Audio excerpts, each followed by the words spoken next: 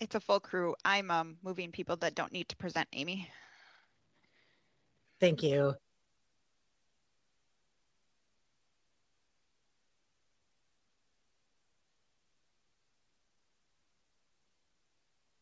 Sound okay, Holly? Okay, great.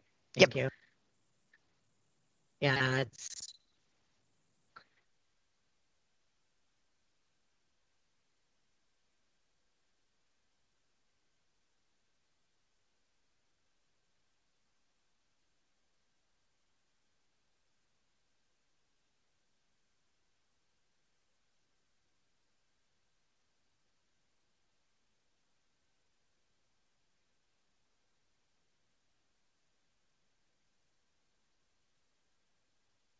so this lower, I'm in this lower level, but it's actually more low key than it looks like in the camera, but it's really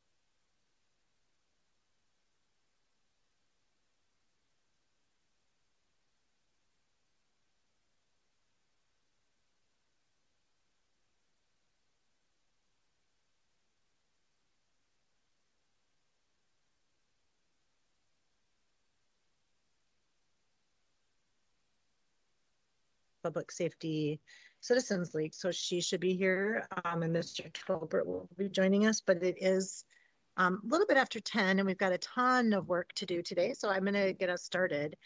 Um, and I have a sketchy Wi-Fi situation. So if you can't hear me, just give me a wave and I'll figure out what to do. I don't know. All right. So I will call the meeting of the St. Paul City Council Policy Committee to order. Good morning. We are meeting today with two big updates. One is an update from our PED and a deep dive into our economic development strategy. And our HRA chair, Mr. Tolbert, will lead that part of our conversation. And then we will switch to our long-awaited update from the Community First Public Safety Work Group and updates from our partners in the work that we invested in a few years ago. Actually, some investments have been longer than others. And just an update on the work that's happening and where we're headed. This morning, I sent a refresher of a document with updates to council members just so they would have it at the top of their inbox as we went into this conversation today. Really great information that shares kind of a progress report on a lot of these investments. So we will get to that second. We are going to just begin today with the HRA PED Economic Development Update. And I'll just remind folks that we have scheduled till 11:30. Sometimes we nudge out a little bit beyond that, but we'll try to keep both discussions to about 45 minutes. And then, of course, the intention, we have already pre-scheduling the next quarterly check-in from Community First Public Safety Work Group. And so those will be ongoing updates as well. So I'm going to turn things over to Mr. Tolbert and we'll get started on the economic development piece of this meeting today. So Mr. Tolbert. Thank you very much. And as everybody I think on this call knows, within PD, there are three main, at least the way I look at it, three main buckets. There's the housing group, the planning group, and then the economic development group. And I think it's been a while since we have had economic development update and plan and strategy. And I thought it'd be helpful for everybody, as well as people in our community, to kind of get a better feel of what that's about. So with that, I will pass it over to Director Goodman, and I suspect there's multiple staff members who will be presenting as well. But I will let you kick it off. Thank you. Good morning. Thank you. Thank you, Chair Tolbert. Thank you, Council President Brimlow. I'm going to go ahead and in the interest of time, just throw it to Martin Schickel, the Economic Development Director.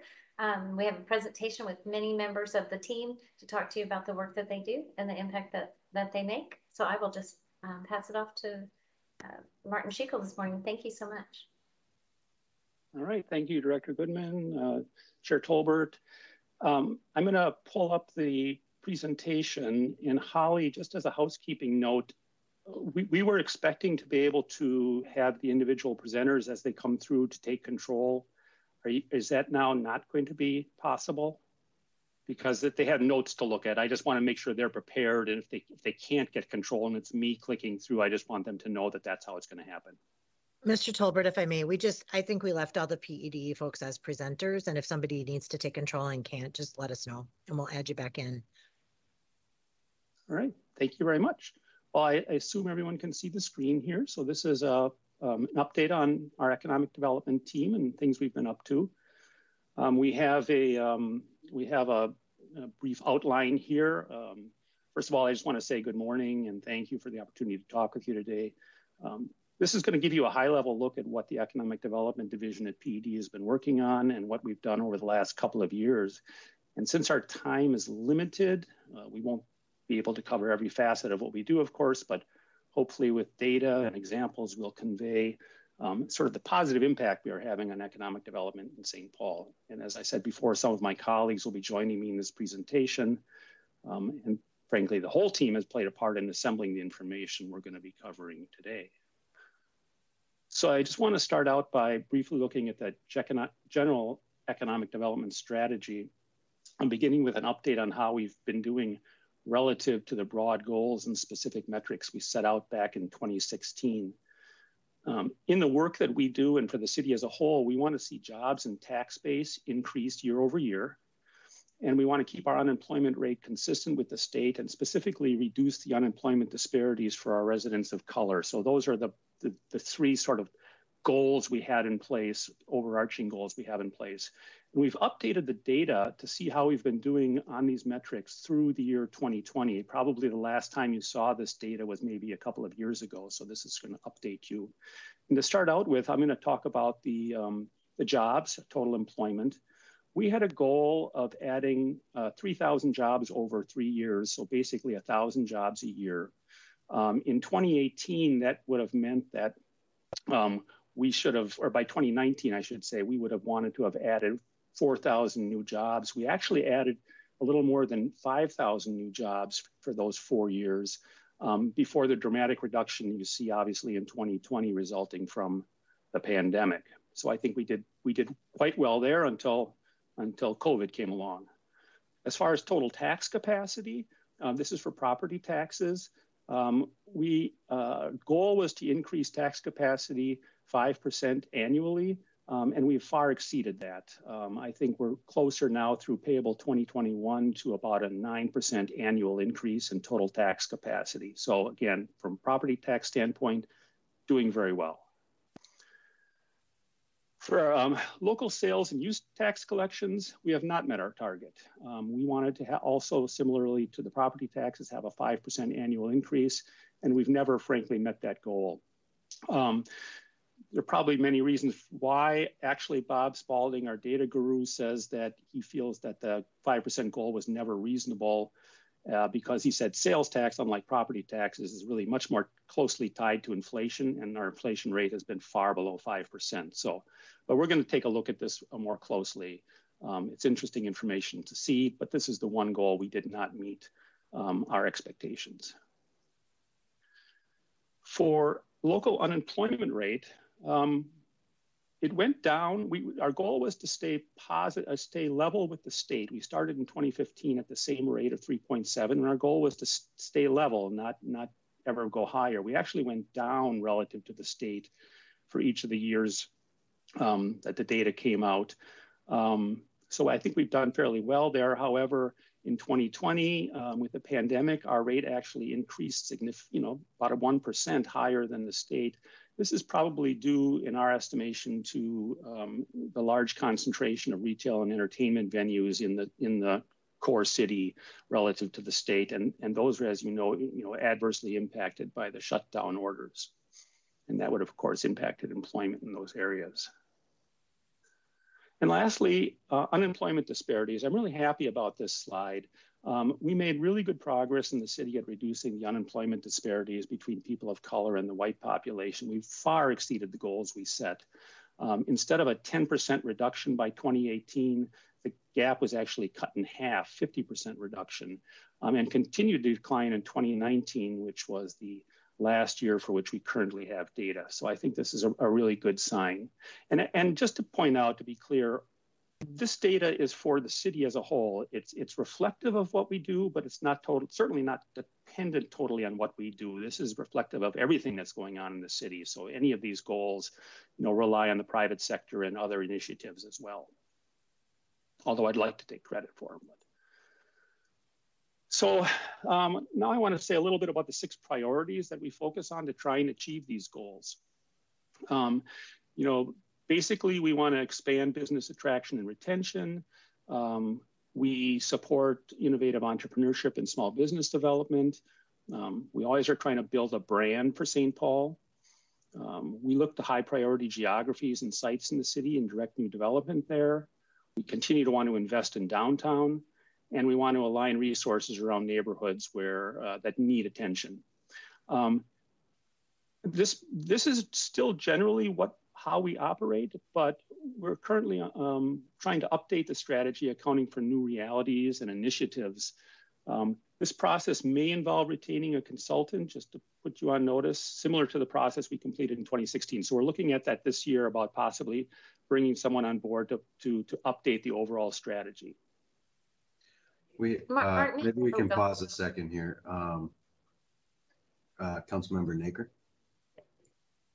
Thanks, Chair Tolbert, and thanks so much, Mr. Schickel. I just wanted to go back to those really remarkable results that you were just sharing with us. First of all, I'm glad we're seeing them, and I think it's so important that we talk about these successes more publicly. I think sometimes in St. Paul we do a great job of doing the work, but we never kind of take the time to talk about it. So thanks for sharing those with us, and I hope you're promoting those in other ways too. And specifically to the metric about unemployment disparities between white people and people of color, can you talk at all about what strategies led to that particular success? Because I think we want to be doing more of whatever that is that's working. Well, I can certainly speak to what we've been doing internally, and it's a lot of little things. So, for example, a number of years ago, we made a much more deliberate attempt at promoting our STAR program, which is our single largest sort of economic development finance tool we use year over year, into communities of color. And as a result, and I think I've shown you this information before, we got a lot more applications and ultimately a lot more awards given to businesses owned by people of color who typically have a higher tendency to hire people of color as well. So, that's one small thing we've been doing. I think it's just a lot of outreach. We've been obviously trying to work with our partners in doing technical assistance resources. So I don't want to point to any one thing. And then of course we have a new mayor, and it's front and center of the mayor's agenda, and that's been going on for the last 3 years. And I have to hope that that's had a very positive impact as well. So those would be some of my thoughts as to the likely reasons. Thank you. Okay. So I'll move on, and yeah, please interrupt. It's hard for me to see everyone, and if you're raising your hand, but happy to stop at any time. So our current work plan generally follows the priorities that are laid out in our economic development strategy, updated, of course, to account for our current environment. For example, COVID recovery and new initiatives born out of civil uprising were not anticipated several years ago, but are certainly things we're working on now. And of course, when the initial strategy was developed, we recognized the need to expand our role in the tech sector. But now, of course, we have full stack. I mean, that sort of was born out of, I think, that effort. It's led by Mary Rick as a core part of our work plan, and she's going to give a little bit more of a report out on that later. At the same time, we continue to fund many projects out of our Neighborhood Star program and through the use of conduit bonds. And those are two important tools that have been around for decades. So, we try and go with the new things that are happening, but we stick with the old tried and true as well. Our high priority sites change over time, of course, as projects are developed. At the moment, we're working hard on a redevelopment of the Snelling Midway site around Allianz Field with Claudia Klinkhammer from our team as the lead project manager for that. Andy Hessness and Laura Hainson are two project managers who are teaming up to move the Ham site forward, both through aggressive and much needed property improvements, but also marketing the remaining buildings for sale and redevelopment. And also cultural destination areas, which Kosar Mohammed will talk about in a little more detail later, was a concept we started working on only a few years ago, but is now an important approach to the community and economic development we do in key areas of the city. The past year dramatically impacted our ability to do effective marketing and outreach. But as things begin to open up again, our efforts in this area hopefully will pick up. I think this has been a challenge, and I think Councilmember Naker alluded to this. Marketing our successes has always been a challenge for us. I don't know if we're just modest or what, but I think actually it's also due to staff capacity. It just takes time to do that, and we're very busy, as you'll see from this presentation, working on a lot of projects. So overall, while we try and maintain priorities that have proven to be effective, we are always updating our approach to meet our current realities. So I just want to say a little bit about our team.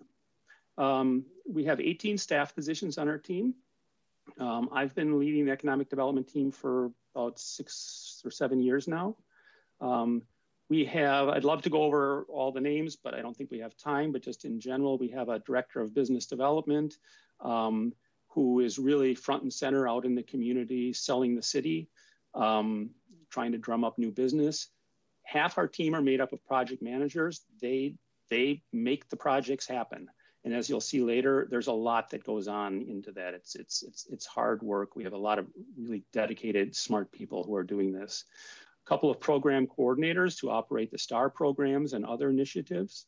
We have project management technicians. They assist specifically with the STAR programs in particular. Gary Grabko is our parking manager, but we're sort of not going to be saying anything about that. You usually get a report on our parking system separately. Jenny Wolf, of course, is our debt manager, and we have 2 office assistants that help our team and the overall work on the 13th floor when we're there. So I want to say a little bit about the functions and programs we do. We provide a lot of different services. Obviously, I mentioned the business recruitment and retention. We operate both Neighborhood Star and Cultural Star, and those put out in their normal years several $1 million of projects each and every year. A lot goes into that. We do state and local use state and local grants specifically for cleanup in particular, and we manage those projects and programs. We work closely with regional leadership, Greater MSP in particular, and the East team. Do commercial real estate development, including large redevelopment efforts. Entrepreneurship and small business development. Targeted funding initiatives such as Full Stack is front and center there, but special funding initiatives such as the Commercial Vitality Zone are things that, although we haven't funded it in the last couple of years, are programs that I think have made a real difference in the city. You'll see some examples of that later as well. We have a large loan portfolio for all the work we've done over the years, 130 loans valued at over $17 million. I mentioned the parking facilities that we operate. And of course, we oversee tax increment financing and the conduit revenue bond financing policies through the work that Jenny does. Lastly, I'll just mention that we do provide support, significant support for the Business Resource Center. The project managers, of course, regularly provide non-financial business assistance through their normal interactions with clients. Andy Hessness has sophisticated real estate databases like CoStar to help with site selection. And Tina Sheldon and Thea Gaither who are our administrative assistants, provide excellent customer service both over the phone or at the front desk to help business clients quickly get to the help they need. They really know a lot about the city and can provide a lot of assistance without it ever having to go any further than that for all the information that they sort of have at their fingertips. So they're very, very helpful in that regard. So as shown in the previous slides, our team works in many areas, but public finance remains an essential tool for economic development. And so now Jenny Wolf is going to provide a little more detail on some of our current sources. Oh, thank you, Martin. So Chair Tolbert, Commissioners, my name is Jenny Wolf and I am the debt manager, but I do also chair our resource team. And that is a team that oversees some of the resources identified here, including the business assistance, the SIF program, neighborhood parking program, CDBG, and tax increment financing. The HRA Loan Enterprise Fund are included in our annual budget of the HRA. The citywide business assistance is our most flexible funding, and we annually budget spending to recruit, retain, and support the expansion of St. Paul businesses. And the resource team does evaluate all requests for funding in this category as project managers are actively working with businesses citywide. Recent projects that we completed or funded were the Papa Legba and 5 Star Cafe. The HRA's budget also includes the $1 million for targeted to civil uprising business assistance. Obviously, this was a new initiative that Martin had spoke of. An update was provided in April detailing staff activities to date for this program, assessing other efforts for coordination, including state funding.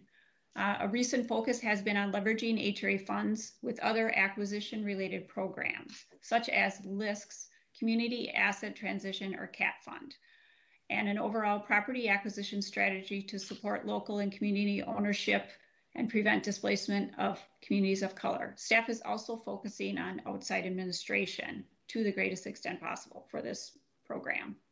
Our SIF program is a continuous program we've had. $100,000 of spending is budgeted under this program. We use it as an incentive tool. The most recent project done was for Emmons and Oliver in early 2020. Our full stack program annually budgeted, continued investment, Mary Rick will cover more of that as Martin had indicated. 2 other new programs that we have are the $250,000 for technical assistance for BIPOC-owned businesses. PD staff has connected with community partners to assess the current landscape and needs for business technical support during and post-pandemic.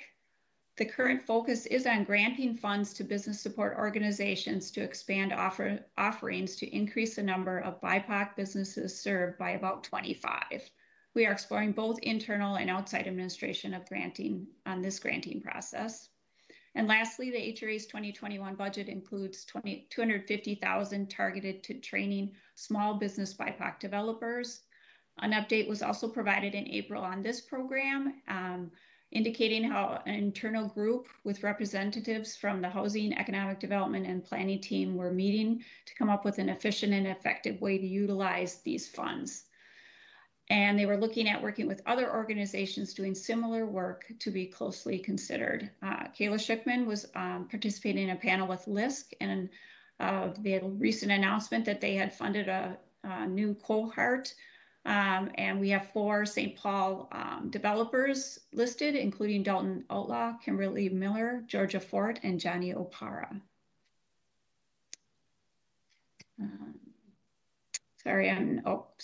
Switching to the next slide. Other resources are available from various funding partners, with some that require city staff to manage and deploy, such as Martin mentioned the cleanup funds. The state also operates business expansion and attraction programs like the MIF program. And we did utilize this program recently for Calera, a rapidly growing urban vertical hydroponics company expanding to St. Paul. And there's other resources that are available through government and community agencies for targeted projects. I'm going to turn it now over back to Martin.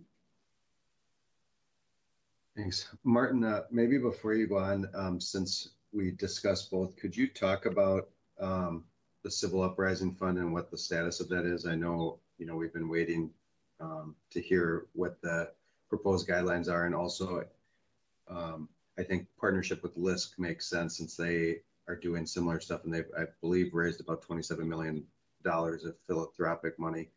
What is your partner? What's the partnership with LISC look like? And also, what is PED and ED proposing for the civil unrest dollars? Since we're still, I think we haven't allocated any of it at this point. Thank you. So I might have Director Goodman step in as well, because I think she's had the most recent conversations about this. But we definitely feel that the LISC program, with regard to, I think you mentioned both the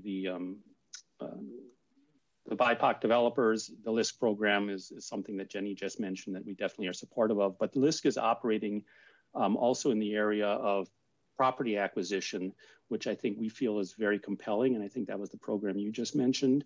So we've been in contact with them. We've been talking to them about it, trying to figure out what would be the biggest bang for our buck. Director Goodman, I don't know if you want to step in and say any more about that. I know you had a recent conversation last week when I was on vacation about all of this. Thanks, Martin. Thank you, Chair Tolbert. Not so much more to add other than definitely the focus, as we mentioned in the earlier presentation a few months ago about the civil unrest, was that we initially looked at actual physical damage, and then in communicating with community and other organizations, learned that really providing pathways to ownership for the community and for businesses would be the most impactful. As you've mentioned, there are several programs that exist. Frankly, this is one of the programs with several of our programs that we are trying to determine, is it best to stand up our own program or just to leverage programs that exist? And so that's where we are now, is looking at LISC and any other program. That's a really good one that might be most beneficial just to leverage our work and our funding with other programs. So just kind of timeline, what are we thinking about to make some of these decisions now? It's, I think we allocated the funds probably 6 months ago now. Yes, you did. Thank you, Chair Tolbert. It's actually, we're really focused on, again, this and some of these other programs that we've got funding for, but didn't have a program for, as we're looking at our budgeting right now. So, I would say, I'm just thinking of the budget timeline as we're looking through. I think definitely within the next 6 to 8 weeks, we should have some recommendations on all of these funding mechanisms that came up last year. These were determined prior to my arriving, so we're looking again at several of these things to see what were we thinking at the time, and how have circumstances changed or other programs influenced what we might think about how to utilize those funds. Thank you. Mm-hmm. Thank you. All right, thank you. Well, Jenny just provided an overview of many of our funding tools, and now we'd like to present some program highlights with specific outcomes for you to think about. Various members of the team will be presenting on these programs, including business outreach, full stack, cultural and neighborhood star, and cultural destination areas. First of all, I'd like to talk about COVID, since we really can't talk about our recent past without highlighting some of our COVID relief efforts. Between developing the program ideas, the ultimate guidelines, marketing the programs, processing applications, and ultimately closing on the grants, this took efforts of our entire team and then some. We were very busy with COVID relief last year. The 3 programs represented on this slide distributed over $5.7 million and assisted 679 businesses and business organizations. And in addition to the direct aid we provided, we also assisted many businesses with finding resources through the various federal, state, and county programs.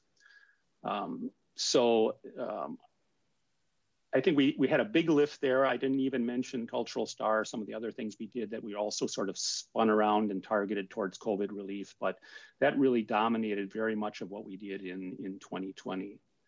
So now I'm going to hand it over to Mary Rick, and she's going to talk about COVID relief that is still ongoing, and as well as full stack and some of our business outreach efforts.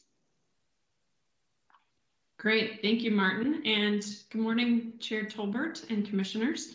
As you can see on this slide, we launched 2 new programs focused towards restaurants over the past year. One was focused on specialized digital consulting and technical assistance. The goal here, as folks were, completely shut down, needing to move to online options, needing to move to curbside options, was bringing in a private technical consultant to help our small local restaurants really secure revenue and manage their expenses. In the first round that we stood up and closed out last summer, we reached out to actually hundreds of businesses via email. About 120 were called individually. And I think we had 40 surveys and landed with a deeper dive with 16 restaurants and 5 digital implementations. The second round that we did this winter spring had another 16 restaurant implementations, and we created a resource guide. From that is part of those relationships and restaurant focus actually then spun into what you're familiar with as the more recent Dine St. Paul campaign. We've had 3 million digital ad impressions from this, 16,000 video views, which is the one where Tish Jones is highlighted, the Let's Eat, as you can see in the photo there. We've had really, really incredible email subscriptions and engagement, as you can see. Folks are on social media talking about this. We're also going to have an outdoor digital billboard that's going to be launched in the next couple days and will run for about 4 more weeks. And this program will run with the ads and other elements for about another 4 weeks as well. And I do have deeper dive final reports on both those technical assistance rounds, and I've been getting really great updates from the Dine St. Paul team as well that I can share as we go. But for a matter of time, because we have so much to get through, I'm also just showing now a really quick snapshot of our business outreach summary from this past year. Obviously a really unusual year, and focused a lot on huge efforts around bridge fund outreach that our team was supporting in a whole host of ways, civil uprising outreach, as well as the continued work around receiving calls and assisting newcomers. We have 83 conceptual projects that we'll show on a map later on as well. Continuing to work with our partners at the port and the chambers and the Downtown Alliance to outreach with larger employers as well as across the whole city. So we've got a lot going on, and happy to answer questions about these efforts. But I think we've just done an incredible job of outreach this past year. But obviously, a lot of our focus was much more on retention and expansion. It looks like we do have a few questions here. Councilmember Naker, and then Councilmember Tao is after that. Thanks, Chair Tolbert, and thanks so much, Ms. Rick. I'm really curious. It's so important to me that we are doing those outreach calls, and I both to existing businesses to figure out how they're feeling about being in St. Paul, what we can do to improve the climate for them, and then also businesses that are considering coming here. So can you talk a little bit more about how we check in with our existing businesses and how we talk to prospects and what we're hearing from both of those different constituencies? Yeah, Chair Tolbert, commissioners, that's a great question. There's a lot in there, so both retention, expansion, and attraction. As I shared, this past year was really focused on retention and expansion. So, as I said, we've coordinated with partners, and if Joe Spencer, who I think joined the call, I think I saw him, if he's got the best relationship with one of the downtown employers, they're doing an incredible job of getting the feel of when are folks coming back, and what do they need, and so I'm personally on both the helping represent PED on the BRC and the East team and ED partners, so there's a lot of coordination work in terms of the tone of attraction and the retention, if I'm hearing you right, and how do we communicate. you know, I'd love to dive into that a little bit more specifically to some of your question, but you know, we've overall, I think, just continued to be really proud of our city and what we've been doing. And I would say communication is still, as Martin opened, one of the greatest challenges, to say, here are all the efforts of what's happening, here's how we're responding, but work to get out the word about both resources and positive lights and different tools that we have to support folks along the way. Chair Tolbert, can I just quickly follow up? Because I want to just clarify, Ms. Rick, I completely appreciate that, and I know COVID has been a different time, but I'd love to get a little bit of specifics on, I mean, what are businesses, either here or prospective, excited about in St. Paul right now, and what are they worried about? I mean, I think you're on the ground hearing those things. It's really important for us as policymakers to know that so we can respond. Mm-hmm.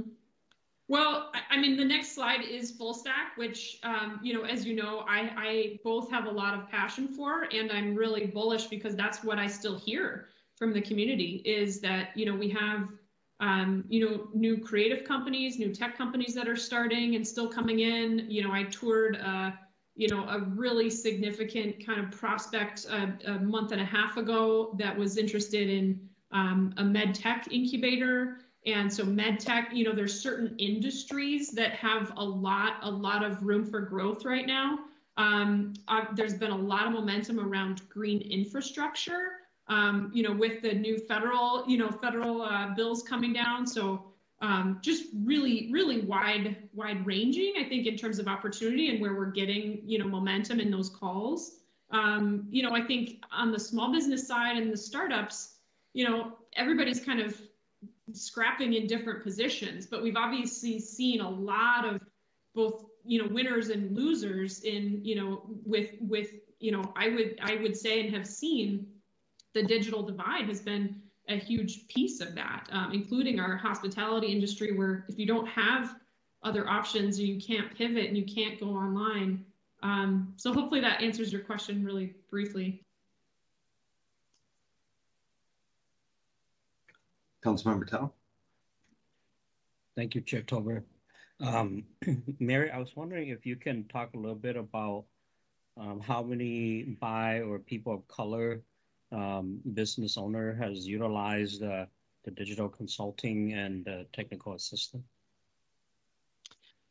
Chair Tolbert, Commissioner Tao, that's a great question. I have that in my final report, actually. I don't have it in front of me.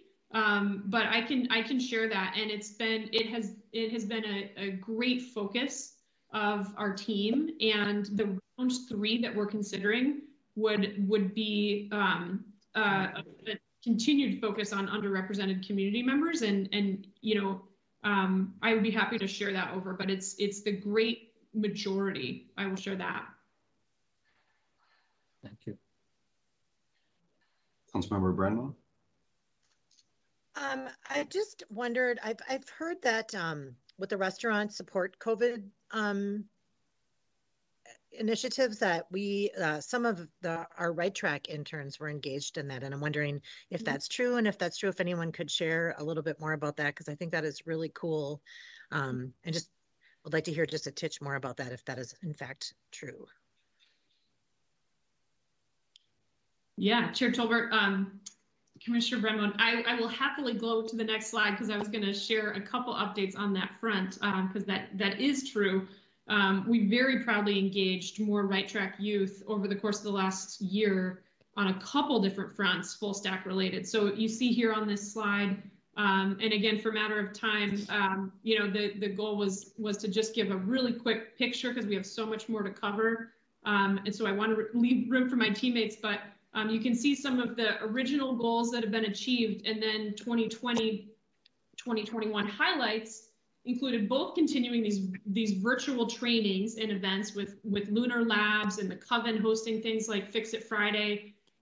We intentionally then leaned in and developed this more tech for brick and mortar strategy that led to the Restaurant Resiliency Project.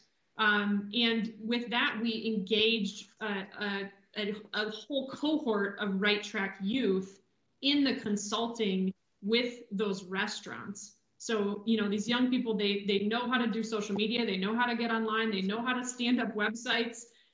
at a really young age. And we were very, very fortunate to have found a consultant that was willing to take on and help train and mentor this whole cohort of Right Track youth in order to do that engagement, in order to help with these outreach calls and to get that work done. So I'm really glad that you raised it, because I think it's something that we absolutely, again, in terms of storytelling, it's a complex but like really amazing thing that we're so proud of. And it just kind of lives in these layers of projects. But relatedly, one of the things that I'm most excited about for this year, you can see is the second to last bullet there, launched new pilot Right Track Prime Digital UX Academy. That is a new academy, as you can see.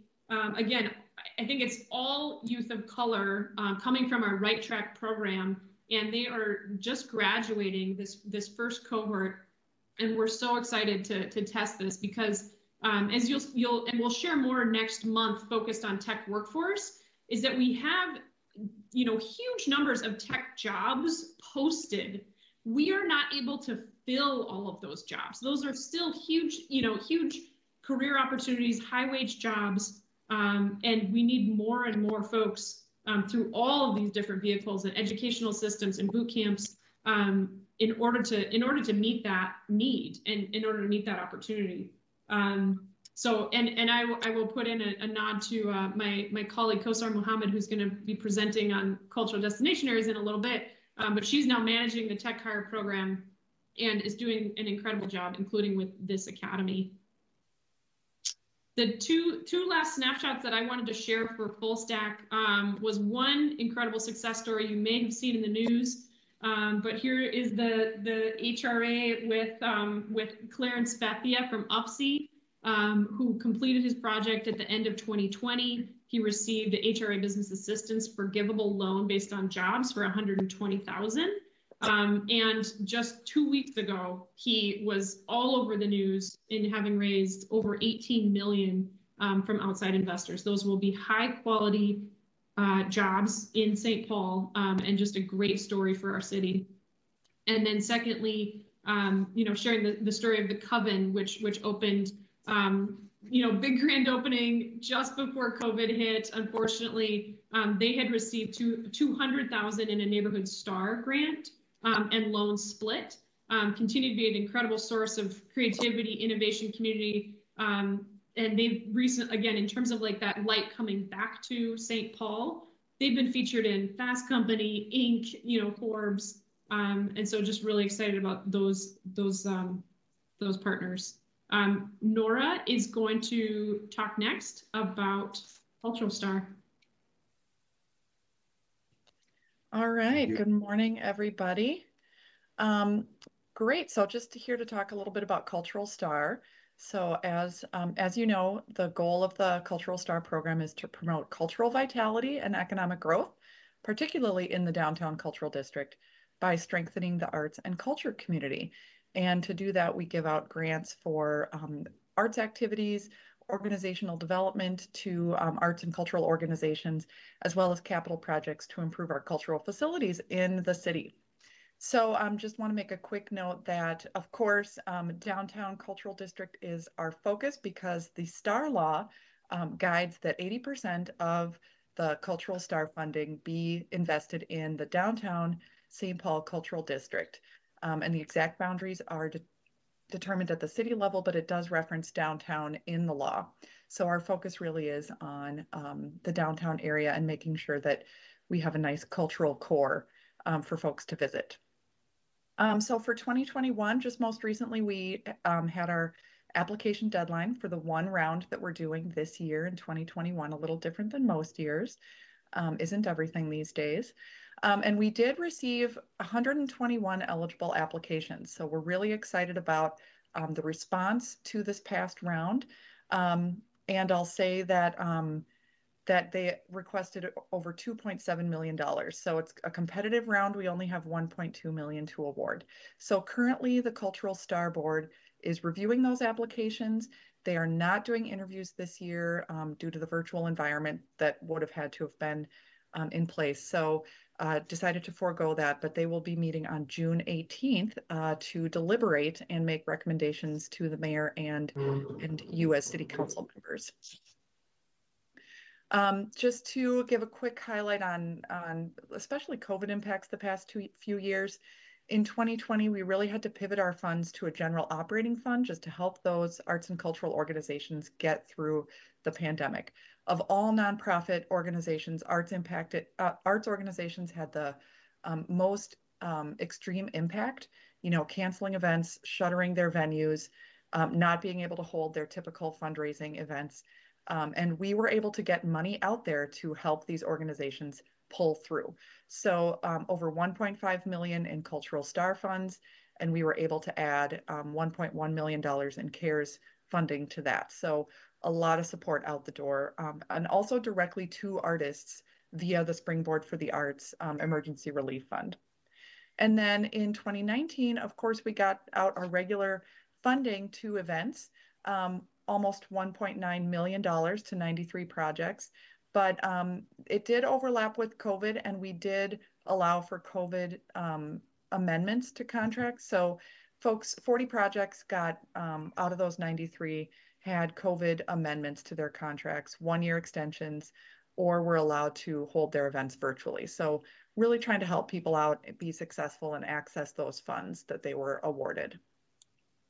And last, I just want to give a quick overview of all that's gone on with the Cultural Star program in the 25 years that we've had this program. We have awarded $40 million to over 1,200 arts projects, and that's to over 350 organizations. So I would say that reflects a strong arts and cultural sector that really creates a vibrant and vital economy in St. Paul. And with that, I'd like to transition to Michelle Swanson to talk about our other STAR program, Neighborhood Star. And I'm just gonna step in here before we move on to that. We do need to wrap up. We have a full crew for the next presentation here. Maybe Neighborhood Star we could do quickly and then continue it. I'm thinking at a future HRA meeting, not today, but at a future one, because it looks like we all got the slide deck as this meeting started. So there's 45 slides, and I think we're on about 25 or so. So I'm not even halfway, and I know I have more questions, but maybe we can do Neighborhood Star and then wrap up, and we can move on to Community First Public Safety, because there are people waiting for that too. I'd be happy to go quick. Good morning, this is Michelle Swanson. I coordinate the neighborhood and year-round STAR programs. And so the first slide is just some facts and figures from 2020 Neighborhood Star and Year-Round STAR programs. We received 59 applications last year, approved 21. So the balance, the 38 proposals that weren't funded, 2 of those were actually funded through the Year-Round STAR program. What's noticeable or notable about this for the year-round program or the Neighborhood Star program for 2020, for every STAR dollar that was awarded, we had $10 in private non-city match. So it was a pretty good return on our investment. This year we had, everything was virtual. So we had a virtual workshop in February. The Neighborhood Star Board is continuing to review. We should have some their recommendations coming probably about the first week in June. They did have interviews, so it has been a long process, all virtually, but we're moving forward as planned. The STAR budget for this year, that's pretty self-explanatory. The closeout is of previous Neighborhood Star Awards. That would be anything that the project was finished under budget or did not move forward as planned. So our available funds this year, when we add that to the amount that gives us, something is blocking my screen, 1.4 million to award. But we do have over 5 million in requests, so it's going to be a challenge this year. And finally, we just have some star photos. It was difficult to choose which ones to put on this screen because over the past 26 years, neighborhood and year-round star programs have funded close to 1,100 projects with over 125 million in star dollars. Again, what's notable here is that that 125 million was matched with over $1.3 billion in private investments. So, so this is just 5, so that would be clues. And there is the Montessori Training Center. We have El Burrito on the west side, Brunson's Pub, and Elsa's House of Sleep, which was the #1 recommended project by the Neighborhood Star Board last year. And that is all. Thank you. I think this, based on my just glancing at the slides, this seems like a good place to stop anyways. Director Goodman or Mr. Schickel, do you have any closing thoughts or anything you want to add? Otherwise, my thought is we'll find an HRA. I'll work with Director Goodman to find an HRA meeting to continue this presentation. Certainly, you know, we can stop here. I think, and frankly, if I know there's an HRA meeting this afternoon, if there is time and you want us to tee it up in case you want to finish it then, we're happy to do that too. So hate to lose momentum, and I don't know what the agenda is for today, but certainly we could wrap this up, and if we had another 15, 20 minutes probably. So I'll leave it up to you, and we can come back today if you want to, or at least be ready to come back if you want us to do that. Okay, I'll let you know. Let me look at what the timeline looks. Any other Councilmember Naker? Thanks, Chair Tolbert. Just really quickly, since we're going to have a follow-up presentation, I would love to hear the ED team's thoughts at that presentation on how to make the work more visible. I just Googled economic development St. Paul while we were talking, and I had to click through a number of different links just to get to the strategy, and the outcomes that you listed today weren't anywhere in sight. So I know we talked about it a couple of times, and if we're going to have a follow-up, I'd love to hear your thoughts on how to talk more about the good work that's being done and the challenges that we have. Thank you. Any other information that people want to ask for before the follow-up? All right. If not, thank you all for joining us this morning, and I will pass it back to Council President Brennan for Community First Public Safety. Thank you. Thank you, Chair Tolbert. So in recognizing that we have an ambitious schedule here today, and that probably maybe overly ambitious, but we'll try to see what we can get through here with our Community First Public Safety. I know we have the Deputy Mayor in the House kind of riding herd on that presentation, and so we'll turn things over to her in just a second. We typically try to close up here at 11:30, but we have a little wiggle room on the back, so if we need to make sure that we have time for questions. We have been really looking forward to this update. So I'm hoping that council members are able to extend their time just a bit here today so that we can cover all the bases that need to be covered. Looks like we're having a little changing of the guard in the attendees and presenters section right now. And I'm going to make sure Ms. Tincher is in the house. Yeah, there she is. So without any further ado, I am going to turn this presentation this morning over to Deputy Mayor Jamie Tincher. Welcome. Good morning. Thank you, Council President, council members. Thanks for having us. I am going to see if Ryan O'Connor was joining me today, County Manager O'Connor, and I think he had a time limitation. So I might see if Ryan wants to jump in because he may have to leave before we go through the rest of it. Thanks, Deputy Mayor, and thanks, Council President, council members. I'm going to be brief at the very outset, and I do have to jump on you. I'm sorry, we're in our budget meetings all day as we plan for 22 and 23, and so I need to go back to there. The presentation today that the Deputy Mayor will lead through and other partners will be a part of, I just want to acknowledge the participation and continued partnership that is required across multiple systems to make that happen. I've been seeing many of you a lot as a part of that work, which is a sign that you get those inherent partnerships need to be in place to be able to both address on the ground needs in the moment, while also trying to support individuals, families, and communities toward greater prosperity, which hopefully builds safer communities, more inclusive communities, more participatory communities. We know it is all tied together. You're going to hear a number of different pieces today, but at the end of the day, as I've said before and will repeat again, the Deputy Mayor and I have been working on this similar to our conversations we had with you last summer around homelessness. There are similar root causes behind many of the issues that we see in the public safety arena that we see in the homeless and housing instability areas. Racism, disinvestment in communities, a lack of belonging and feeling to be a part of the community in which you live, systems and structures that have tried to segment and silo. And our goal across this work has been to say, where do we each have individual leadership opportunities and organizational leadership opportunities, and where do we need to collectively come together?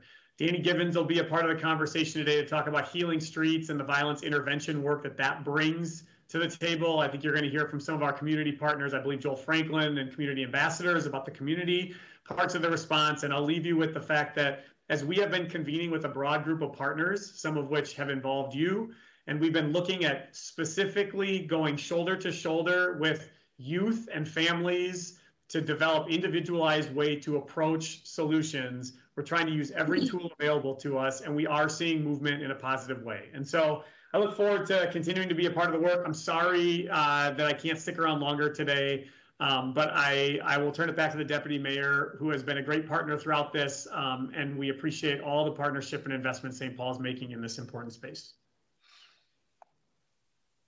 Thank you, Ryan. John, we can go to slide 2, the framework. Like communities across our nation, we continue to experience the public health and economic impacts of the COVID-19 pandemic. Tragically, like communities throughout our country, we are also seeing a rise in violent crime, including gun violence, which only further exacerbates trauma in communities everywhere. Data from the Gun Violence Archive showed that just over this last weekend, 12 mass shootings were reported in 9 states. 12 people were killed and 77 were wounded. In St. Paul, amid the many challenges we continue to face, we will remain committed to a comprehensive, coordinated, and data-driven approach to public safety. The city, county, and our partners are working together to meet this moment here in St. Paul.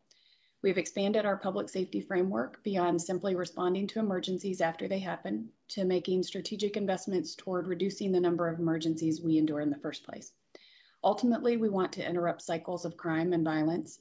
The Community First Public Safety Work Group partners have been focused on expanding our current emergency response by adding to and coordinating with our police officers and EMTs with supports such as youth workers, social workers, public health professionals, housing counselors, grief counseling, youth jobs, and workforce training. Building on these efforts, as well as the collaborative work done to support our residents experiencing homelessness, St. Paul is well positioned to advance the recommendations just released from the Community First Public Safety Commission, particularly in the area of utilizing alternative and community-based resources to respond to nonviolent, non-emergency 911 calls. We can go to the next slide. This slide lists the partners who make up the St. Paul Community First Public Safety Work Group.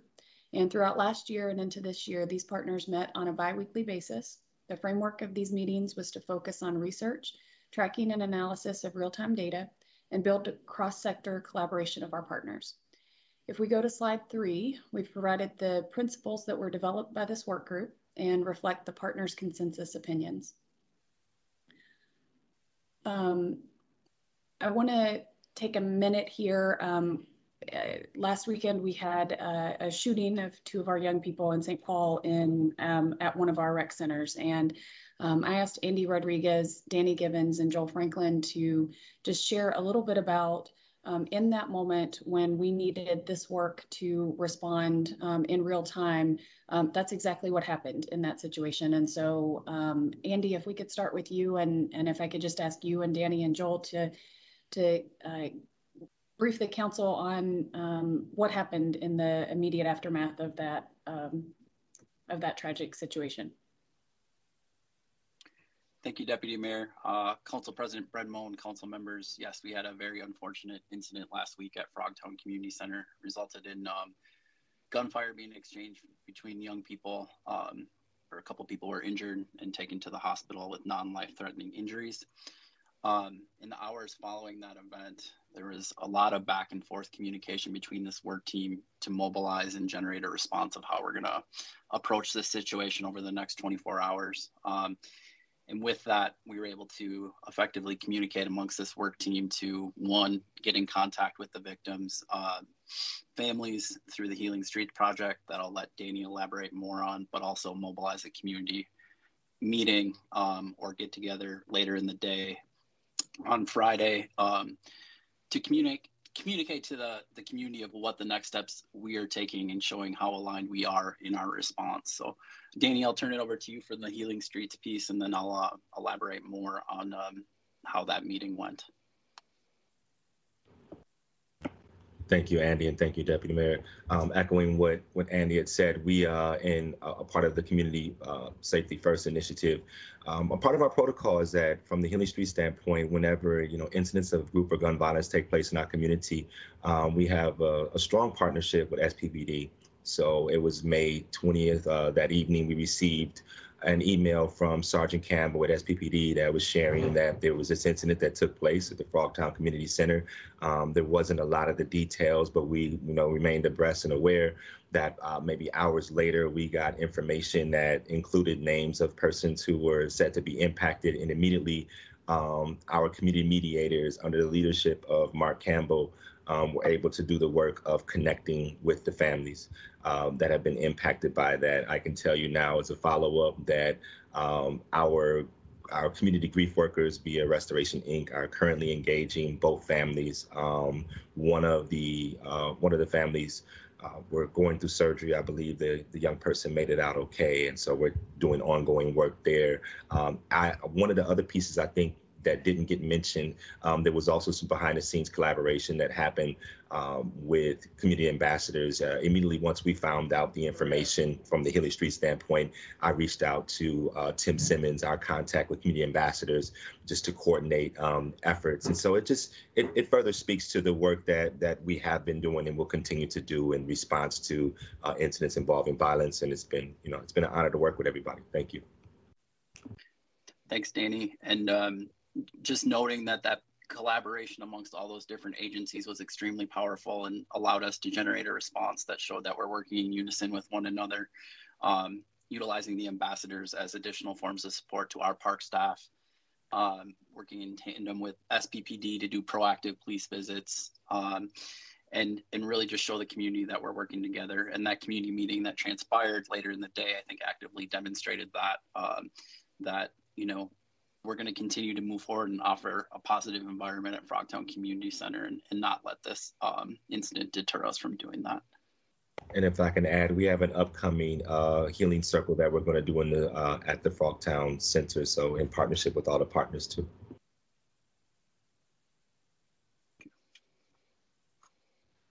Before we move on, I see Mr. Tao has a hand up. Thank you, Council President. Andy, thank you for this. I'm just curious, the kids that were involved in this shooting, can you talk a little bit what we know about them? Are they regular kids that come to the community center? Could this have been prevented versus, or intervene versus like doing the work afterward? Council President Bredmone, Council Member Tao, it's a great question. Frogtown's been very busy over the last couple of weeks, specifically since the beginning of May. We have had a core group of young people frequenting the park that we have had behavioral issues with that our staff and ambassador staff and others are proactively working with. Can say with confidence that this incident is separate from that group. And these are not regular Frogtown users, but with investigations still being active and other things, they're trying to navigate through that. But pretty certain that these are not folks that we see often on the property.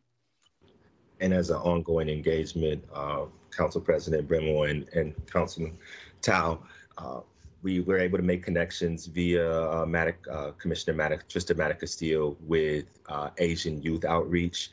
So now Healing Streets and Asian Youth Outreach will be doing some collaborative efforts to respond to some of the challenges that we're seeing that are surfacing in some of the Asian immigrants and specifically the Korean community and challenges that exist within the African American community. I think that shares space within one of the local or neighboring housing apartment complexes. And so that's an ongoing work that will continue to build. But this was, again, this organic thing that took place as in response to this, to where we were able to really reach across the community lines and do this work in a way that we can respond collectively. Thank you. And so they're not the regular kids that come to the community center. Do we have an idea where they're coming from? Council President Brendamo and Council Member Tao, I don't, but I think as this investigation moves forward, we'll probably find out that information. Yeah, I think it's important to know where they're from so that we can help them where they're at before they can do more harms to other people. So, thank you. Councilman Dow, as an ongoing work with the family. Oh, I'm sorry, Council President. No,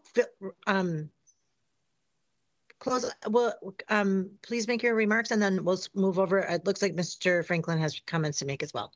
Okay, I just wanted to say that we have scheduled one-on-ones with both of the families this week, so we'll be able to come back with some more information after we make those one-on-ones.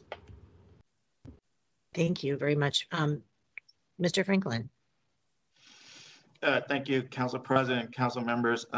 Just wanted to add that due to the Community First Public Safety Work Group, the ambassadors were actually contacted early on where there were some issues with young people hanging out at the Frogtown Community Center.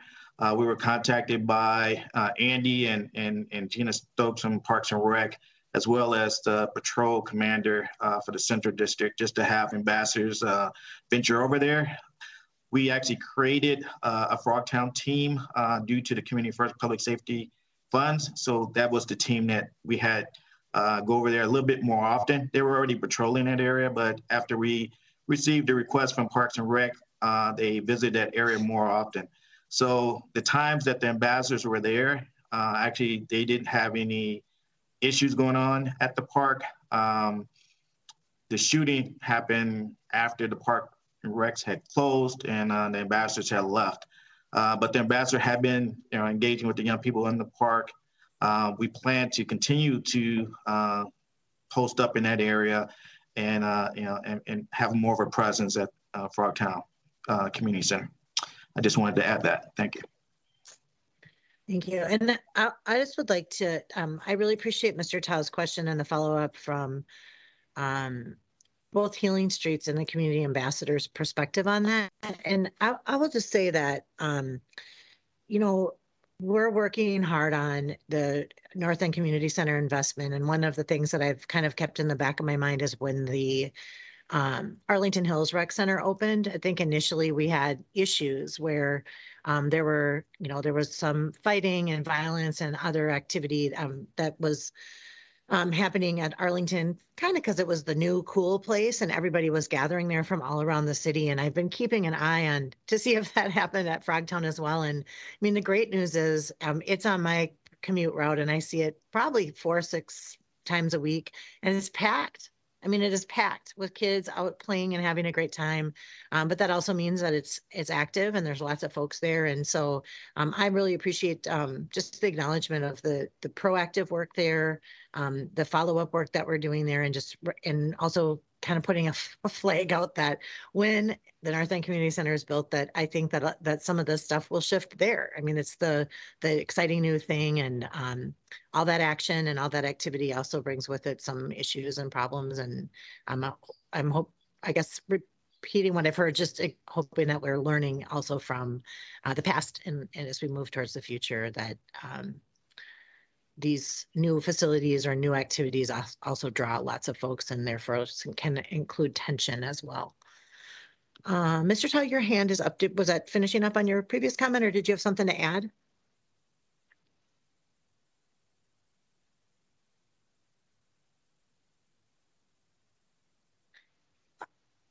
Okay, I got the signal. All right, excellent.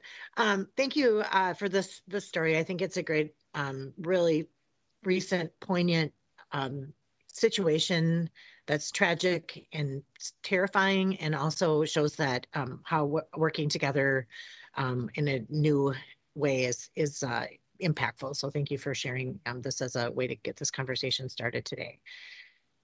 Absolutely. Council President, do you want me to go ahead and go back to the presentation? Sure. What I'll do, if we go to slide 5, I'll try to do a really quick just update description of what the partners are. And then we have partners on the call for questions and things like that. But maybe, I know we're tight on time, so maybe I'll try to get through those pretty quickly so that we can comprehensively go to discussion and questions. So community ambassadors, you just heard from Joel Franklin. That initiative is designed to provide responsive services and positive developmental supports to at-risk youth. Ambassadors are experienced, culturally specific youth workers that guide young people to needed programs, services, and employment.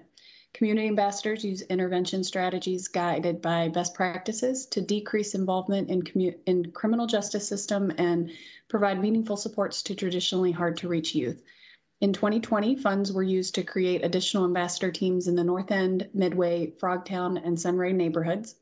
14 new ambassadors were hired to staff the teams, growing the program from 4 teams of 36 ambassadors to 8 teams of 50 ambassadors.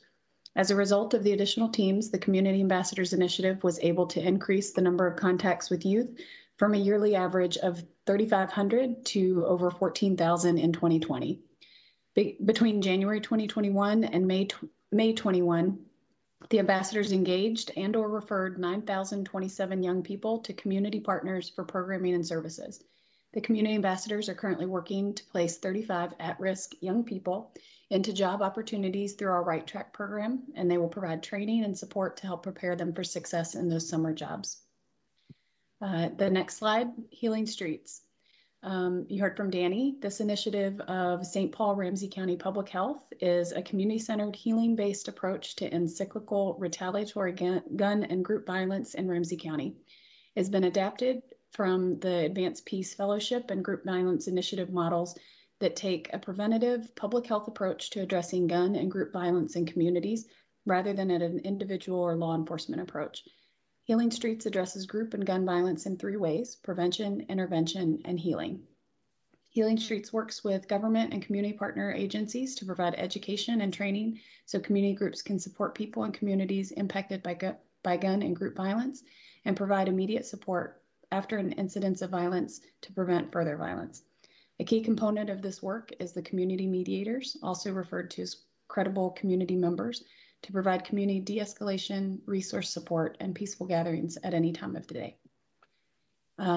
Healing Streets will continue to engage law enforcement and perpetrators or people at risk of perpetrating gun or group violence to provide post-incident support in community, conduct retaliatory conflict mediation, and ongoing support to those impacted most closely. The community mediators and community health responders will aid people moving to a physically safe space, rental assistance if needed to relocate, referrals to services that support long-term positive choices such as employment assistance, job training, education, grief supportive services, and or health and mental health care. Community mediators will also focus on helping participants make positive, supportive social networks, rebuild trust in family, and positive recreational activities. Healing Streets, oh, go ahead. Deputy Mayor, I was just gonna, I thought you were about to segue, so I was trying to jump in before you switch slides. But just to clarify for myself and anybody who's tuned in, the 2020 budget was shifted from an annual budget to a fiscal year budget, which explains the 2021 budget being half. Is that correct? Yes, and Tara, our budget director, is on, so I'll look to her to make sure that we're correct on that.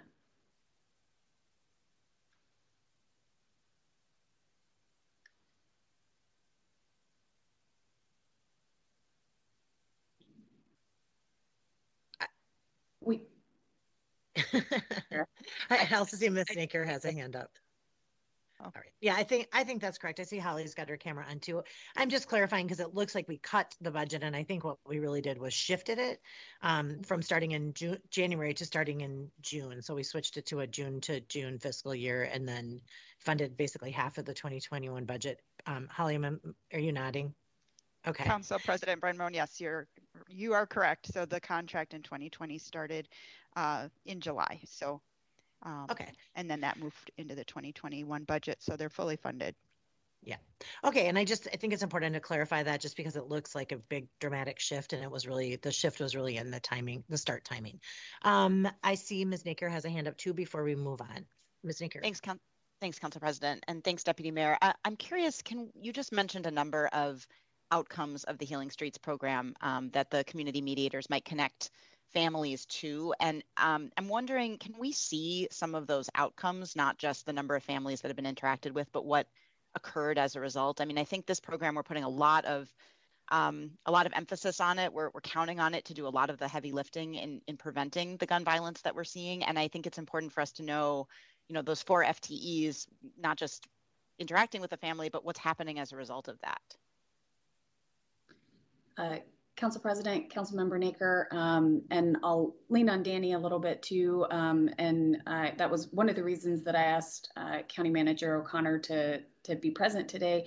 As we continue to build out this work, what you're speaking to is exactly what we need to do, is those post assessments and making sure that, all of the resources that the community mediators can tap into, that we're figuring out how to get them those connections. So if it's departments at Ramsey County, if it's supports in any of our departments at the city, making sure that we are creating those connections so that those resources can get to those folks most needed as quickly as possible is really, really important.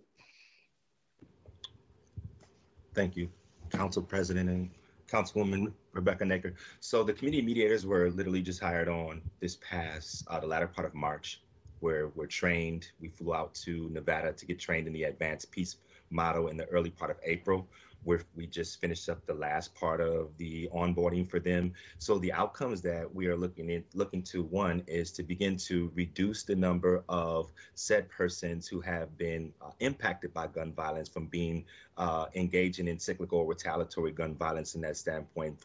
With respect to where we are, we've engaged year to date well over 500 families and individuals from our grief supportive services. And so now the work of the community mediators are to go in and to begin to now align all of those services that the grief supportive service that the grief workers have offered with services that now begin to impact or more holistic to the whole family, to engage the narrative around the group and gun violence. Lastly, community mediators are currently doing work with over, I want to say it's like 14 young persons who have currently been perpetrators of group or gun violence.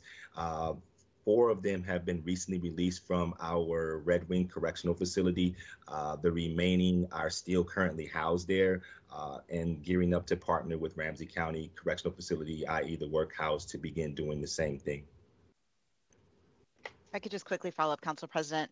Pastor Gibbons, I really appreciate that. And I think I would just like to see that in writing or graphically somehow, just to show us those results on a regular basis. I think we all know that this program got a slower start than we would have liked due to COVID and a lot of other reasons. But I think now, we need to be demonstrating those results. And I know they're anecdotal. I know many of them are very qualitative, not quantitative, but I still think there's so much that your team is doing that we need to be able to demonstrate.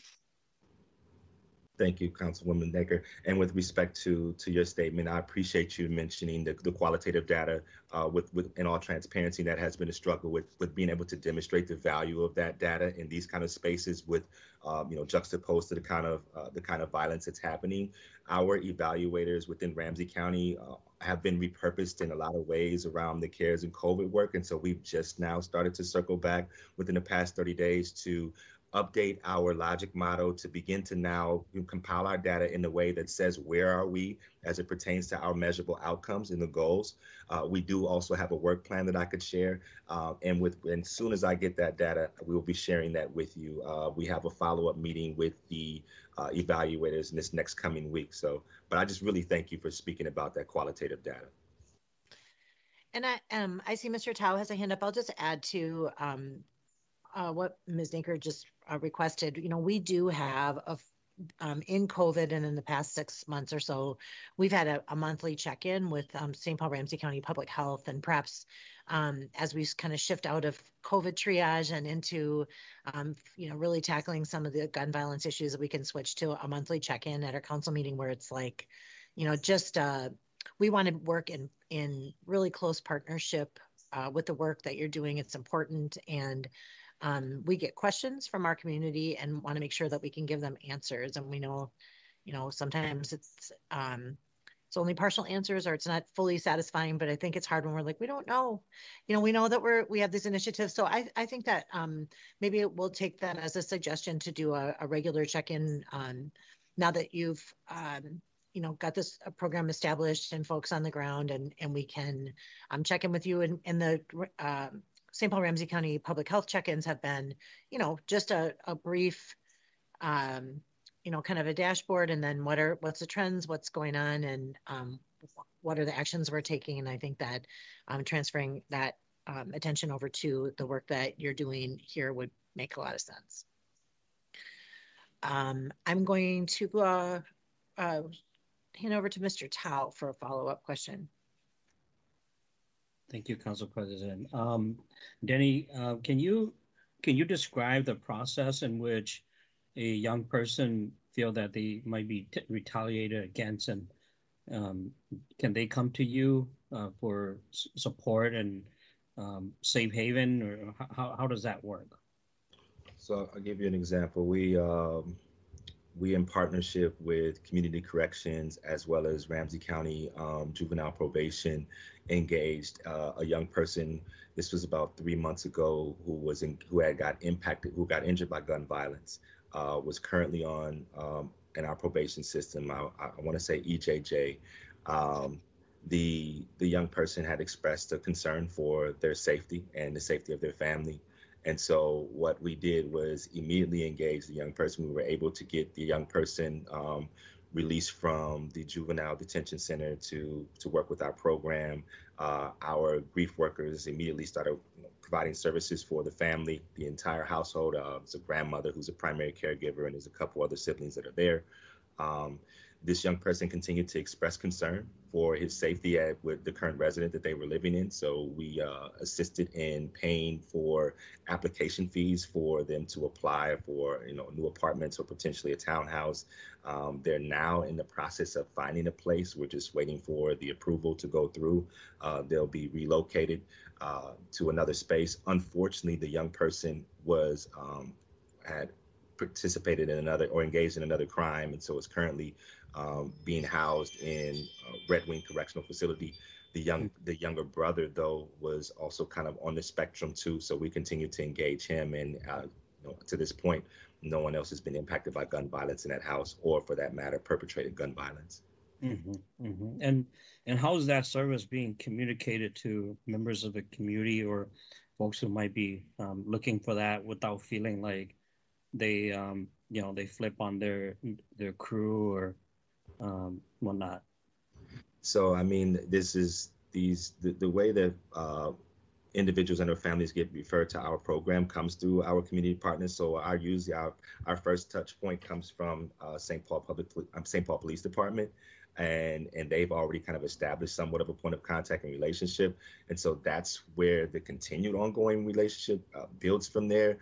And with respects to young people or folks in community that may be aspiring to engage in violence or have already said to be our community mediators that we recently hired, respectively come from the areas that have been impacted by gun violence. So we have a person who's formerly an East Side boy. We have a person who's a high-ranking person on the Selby side. We have a person who has some influence and affluence in the Rice and Winnipeg area, and some purview as well as in West St. Paul. So I did my best within this hire and recruitment to have folks that can speak to respective communities. You can look forward to upcoming community events to where we can engage more community around the narrative of our work. Okay. Thank you for clarifying. Thank you. Thank you so much.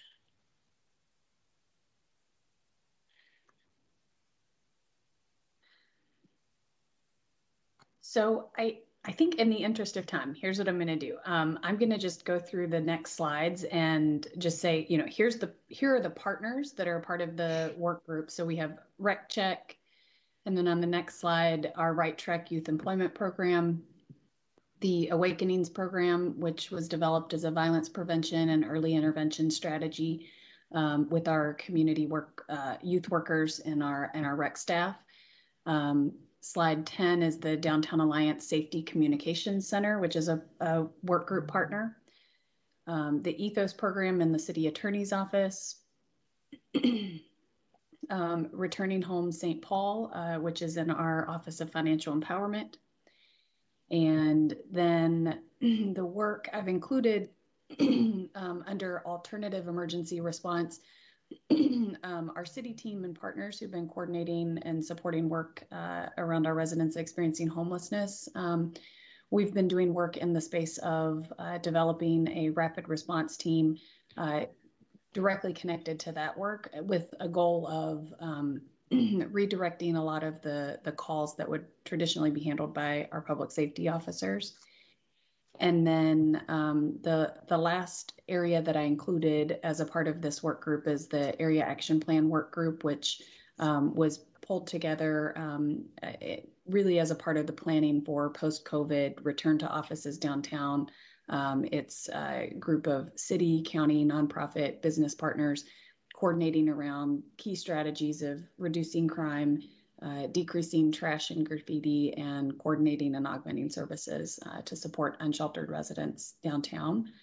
And then the last slides that I just thought were important to this conversation were from the Community First Public Safety Commission and the graphic where the problems we're all trying to solve together. And I included these slides because I know that all of our work groups are going to continue to use the incredible work from that commission as a reference and a guide to what problems we want to solve together, what public safety looks like, and what's possible for St. Paul.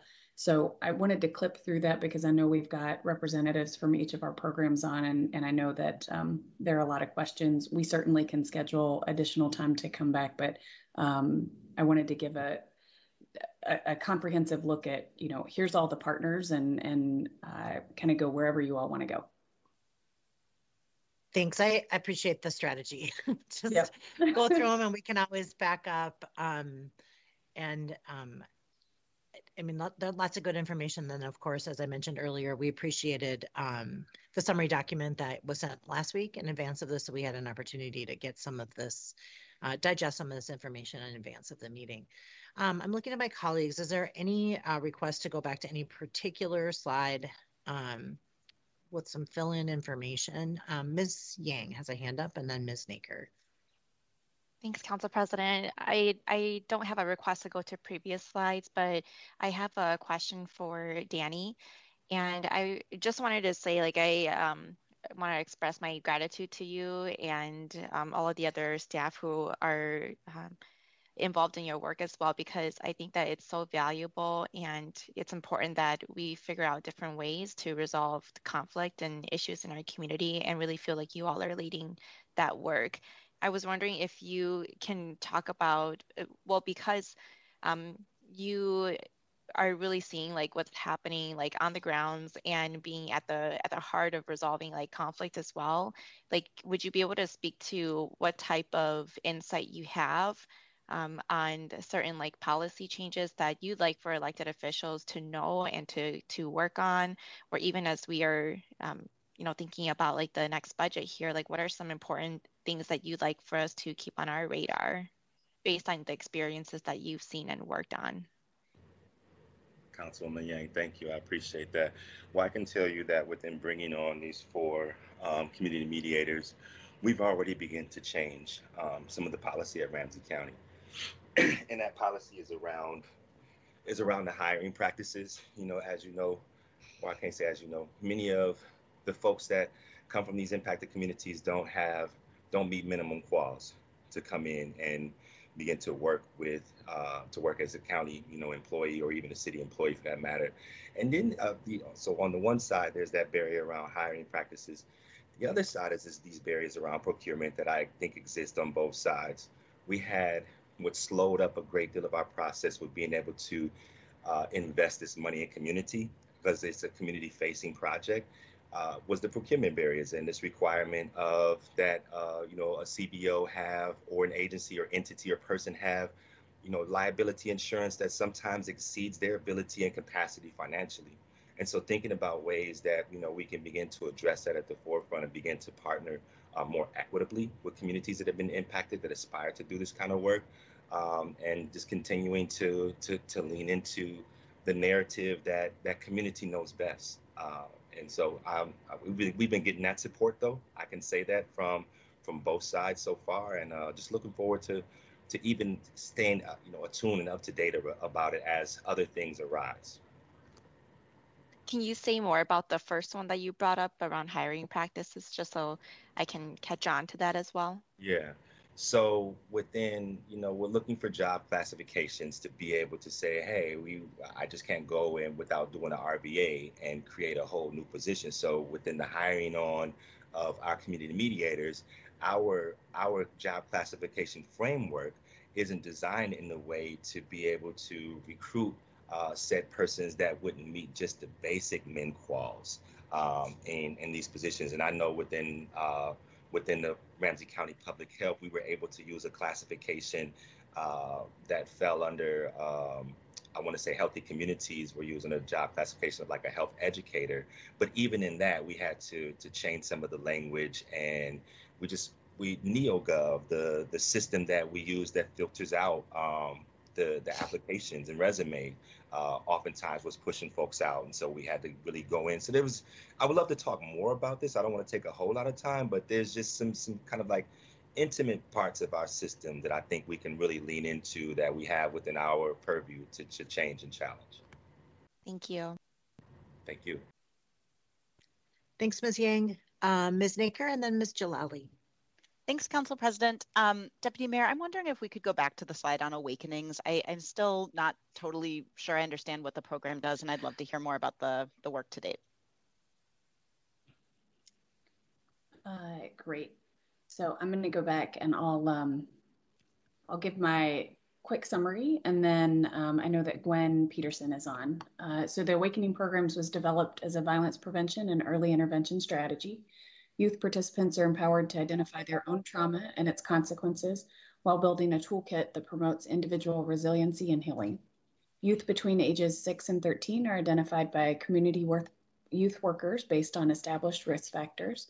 The program structure includes biweekly cohort group meetings that incorporates newly developed mental health curriculum, as well as traditional youth engagement strategies designed to build or strengthen relationships and trust between youth participants and our recreation staff. Youth participants will also have weekly one-on-one sessions with staff, and a contracted mental health professional will provide guidance on program development, staff training, data collection, and evaluation methods, as well as qualitative measurement tools. And Gwen, I know, is on the call too. So Gwen, I don't know if you wanted to add anything to that, or Councilmember, if you had a specific direction from that. Thanks. Maybe Gwen could just kind of paint the picture of hearing those words. I'm still not exactly sure like what happens on a week-to-week basis. And so I'd love to hear more about what's actually going on. Great. Sure. Thank you, Council President Bernmoen and Councilmember Naker. Sure, I'd be willing to expand on that. So on a weekly basis, and I'll have to say that what I'm going to share with you now is the initial model for the Awakenings program. Of course, we had to do a hybrid of that last summer when we rolled out underneath the pandemic. So we did a mobile version of this, but the original model is for there to be group meetings. We have 2 age groups. One group is between the age of 6 and 10, and there's 11 to 13. Each youth worker, of which there are currently 5 now, has a group they meet with in each age range. So each youth worker meets with a group of 6 to 9-year-olds, and then a group of kids between the ages of 10 and 13. They meet with them, each group once a week, and that's 2 days of the week. And the other 2 days of the week, they follow up with the members of each group on one-on-one sessions. So they actually meet in a group, and then they one-on-one individually with the kids. During the school year, the plan is for those one-on-one sessions to take place either in the school environment or after the school environment, or wherever they're able to most conveniently locate the kids, or even virtually, because we've done a lot of the work virtually, a lot of the one-on-one work virtually under the pandemic this summer. So they follow up with kids one-on-one. They meet in the groups and address the mental health and traumatic issues that are facing these kids on a daily basis. Their work is supported by the mental health professional that we meet with monthly. And they share that information with our mental health professional, who's able to give them some strategy on how to better work deep with these kids around the traumatic events they're sharing with them in the groups and one-on-one. And so that has been the initial model. That is what we've been trying to unveil under the pandemic, using virtual tools, but we're looking forward to this summer where it's opening up. We're able to spend more time and increasing our numbers with recruiting kids this summer, to increase our numbers in each of the groups, and to spend more time one-on-one working on a little more deeper level. But the youth workers have been committed and have built a long-term relationship with a lot of the kids that are in the program right now. We're coming up on like our 1-year anniversary of actually rolling the program out, and looking forward to expand more into our initial model, where the work goes a little bit deeper with our support of our mental health professional. I hope that answered the question, Councilmember Naker. Yeah, thank you for that extra detail. Welcome. Thanks, Ms. Peterson. And I'm really going to be interested to hear as this program develops more and more. I'm really supportive of the work. I know that the rec leaders in my area have built great trusting relationships with lots of the young people in our communities, but some of the needs are beyond the capacity of those rec leaders to serve. And so being able to kind of that continuity of care and support and bringing in the mental health work and other supports, I think is really how we need to take it to the next level. And so I as this develops and fills out, I will look forward to hearing just the development of the program. I really appreciate the work, and I appreciate the work of the rec leaders, particularly at McDonough and Rice Rec and down in Wilder Rec, who have just really dug in and built those strong relationships with community. And so I appreciate the work here. Ms. Jalali, did you have a hand up and now it's not up? I did. I decided to hold for a bit, but I might come back. So okay, we can keep moving through it. Thanks. Okay, Ms. Prince. Yeah, still on the Awakenings program. It's my understanding that the program is funded to be able to serve 80 youth. And I wondered what the difficulty might be of finding youth between 6 and 13 who are appropriate for this program, because it just seems like with the large number of homeless youth we have in the city, with students who have been disconnected from our public schools, that that there would be far more than 80 that would be eligible for the program. And I'm also, maybe I missed it, but Council President Brenmon, you mentioned 3 of your rec centers were kids are participating in this program? Can we find out where the, you know,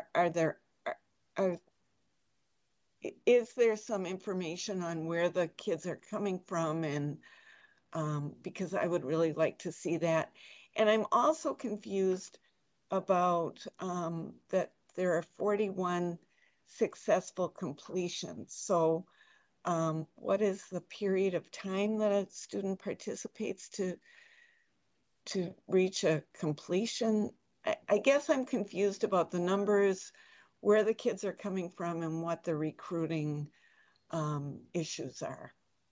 And before we go back to Ms. Peterson, can I just say, I'm sorry if I maybe conflated things, but I'm just pointing out the rec centers in my ward that I've seen working hard and building relationships with youth. Not that I don't have any information about whether or not they're participating in awakenings. I just know my point was just that those relationships are so meaningful to the kids in those particular areas, and those rec leaders are the truly shining stars. And so I guess I'm more pointing out the potential to take those relationships to the next level within a program like Awakenings.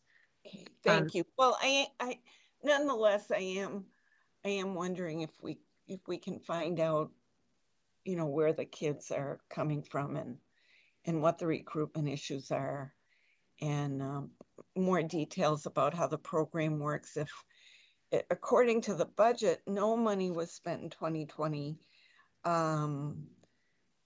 and just over a third of the funds have been spent year to date. And I'm confused about this issue of program completions. Ms. Peterson. Council President Brinmoen and Council Member Prince. I'm going to do my best, and please help me make sure that I answer each of your questions. I tried to down as many of them as I could while you were speaking, so please make sure that I'm thorough in my response. I want to start with your question around recruitment. The challenges we've had around recruitment have been very similar to most of the challenges most programs that have participants have been struggling under the pandemic. It's that we were functioning under the pandemic with people at home and not in school initially. The 2020 budget is that this program started, numbers at zero. This program started in June of 2020 without a budget. And so in recognition of that, I want to thank council who voted to approve the 2021 budget for the Awakenings program at approximately $328,000. I want to thank you for that support, because the program started before there was a budget, and that was specifically to fund the addition of 2 youth workers to the program, and that we already added 1 and plan to add another one by the end of the summer. With that, the recruitment is done by the community youth workers themselves, because they have the wherewithal to know and have relationship with these particular youth. These are, and let me just be clear, these are not the youth that are hanging around at the rec centers.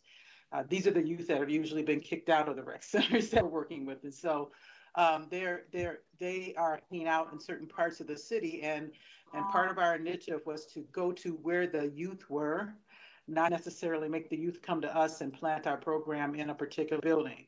We wanted to go to where the youth were and remove the access barrier by either locating near in a park or near a facility where they already are. And so we're not necessarily tying ourselves to a particular rec center or a particular library unless it's convenient to where we find the kids. Right. And so thank you for the clarity, for that clarity, Council Chair Brinmoen, because we're not connected to a particular register. So the recruitment's done by the youth workers, and the struggle has been because of the pandemic. As I said, in June, with school ending and with kids being a lot more accessible and free out in the public, we're looking to increase our numbers in June, and our goal is to be at full capacity by the end of June, early July, which would mean that out of our 5 staff each would have a contingency of 20 kids that they're working with. So that's our goal for June to July, because we'll have access to these. And the only struggle has been because of the pandemic. To answer your other question, where are kids coming from? They're coming from St. Paul. They're coming from our communities. They're coming from all across St. Paul. So we can track if that information that is being requested. We can track by zip code, by address, zip code. But if you want to know geographically where they're coming from, we're finding them in the North End. We're finding them in the Midway area. We're finding them in the Frogtown area. And when I say we're finding them, we're saying that's where they seem to be congregating as groups. I mean, we can walk up on the kids and start talking to them. They're in these particular areas in St. Paul. And so I hope that answered your question, but to get back to your question around the program completions. Well, what we mean by that is there are kids that, because we have a rotating recruitment door. We have kids that start with us and don't finish. We have kids that start with us, stop, come back, because we're serving a very mobile group of kids. These kids are probably living out of 2 or 3 households at one time. So we have kids, but we also have kids that have started with us soon and they've been with us all the way through. So we're trying to accommodate the flexibility and the mobility of the youth we're working with.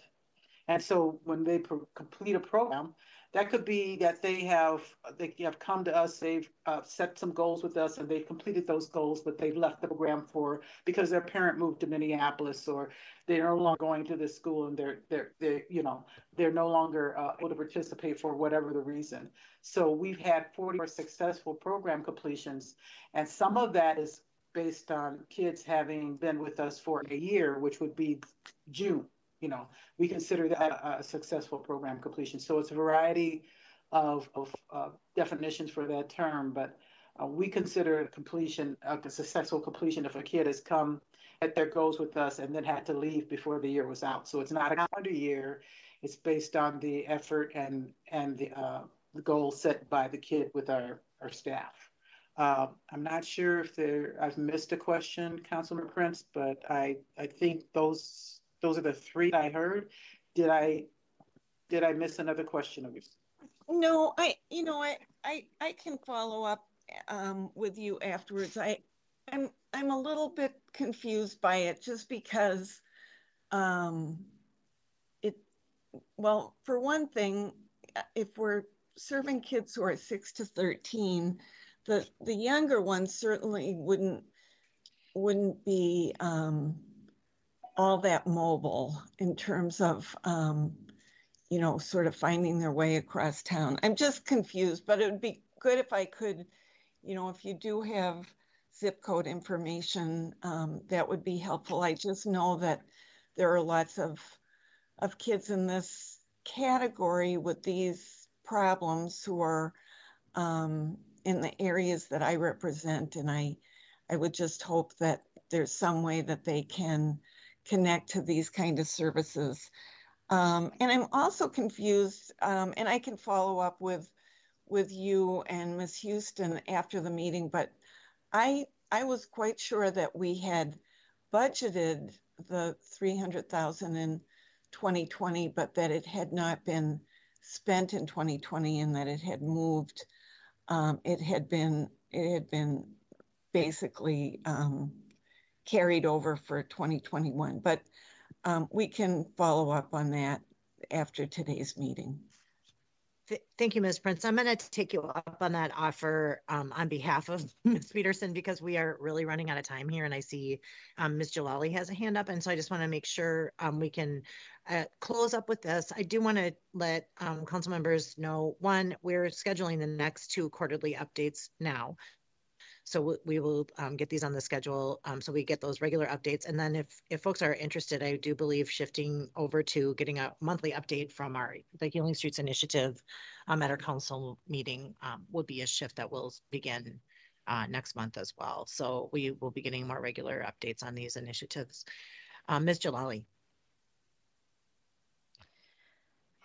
Well, thank you. I just have been quietly listening, had more of a reflection on what we've heard today, and I know that we're low on time.